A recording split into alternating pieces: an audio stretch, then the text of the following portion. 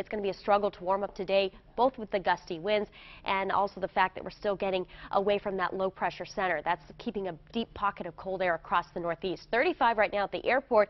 Feels like the mid-20s because of the winds. They're at 14 miles per hour, but gusts have been of over 20 miles per hour, and the gusts could be up above 30 miles per hour at times today. So temperatures struggle to even get out of the 30s.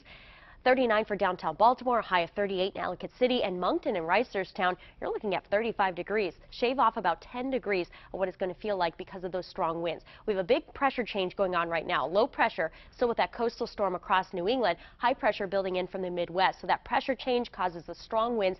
They're mainly out of the northwest across the northeast, and they're dragging down those snow showers back in our direction. As far as accumulation goes, I don't think we'll see anything across Baltimore. Even Anne Arundel County, some flurries may mix more to rain by the afternoon. But if we are going to get any snow showers in the north, these could cause trace amounts in northern Baltimore County, north of Bel Air, even around Elkton as well. Those areas, again, could see trace amounts of snow if one of those snow showers comes their way. Tonight, though, we'll all be dry with partly cloudy skies, a chilly breeze continuing as we fall back into the upper 20s and the low 30s. 7-day forecast, well, it's a slow recovery. Low 40s tomorrow and Saturday. The winds will still remain breezy.